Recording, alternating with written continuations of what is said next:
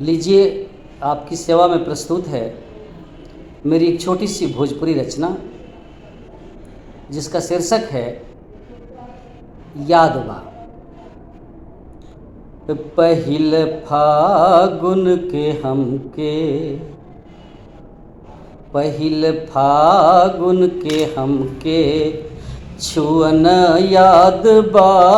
पहिल फागुन के हमके छुअन याद बा। पहिल फागुन के हमके छुअन याद बा। फूल भंवरा के हमके मिलन याद बा। फूल भंवरा के हमके मिलन याद बा।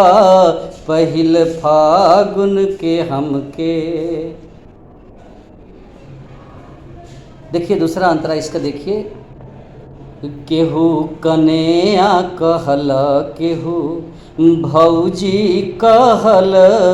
केहू कन्या कहल, केहू भौजी कहल। केहू कन्या कहल, केहू भौजी कहल।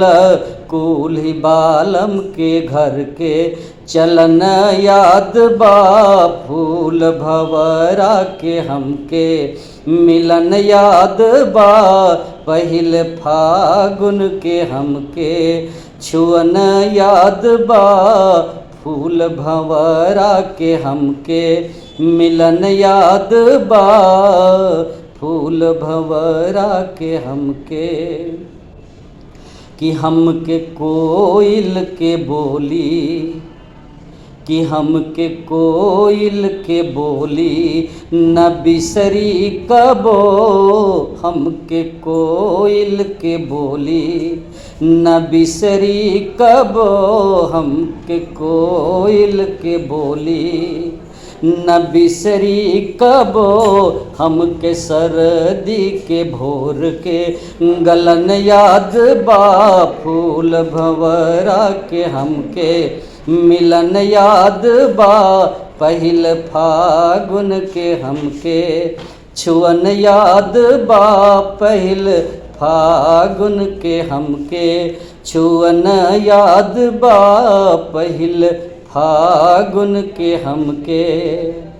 कि कहियो चूल्हावा में अंगूरी सेकाइल रहे। कहियो चूल्हावा में अंगूरी सेकाइल रहे। कहियो चूल्हावा में अंगूरी सेकाइल रहे। आजुले हमके वो कर जलन याद बा। फूल भंवरा के हमके मिलन याद बा।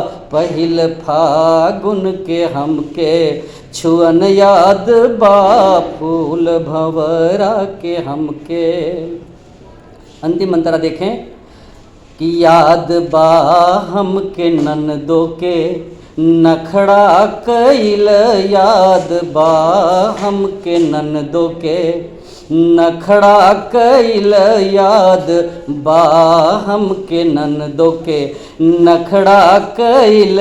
हमके गोदी में आइल ललन याद बा। फूल भंवरा के हमके मिलन याद बा। पहिल फागुन के हमके छुअन याद बा।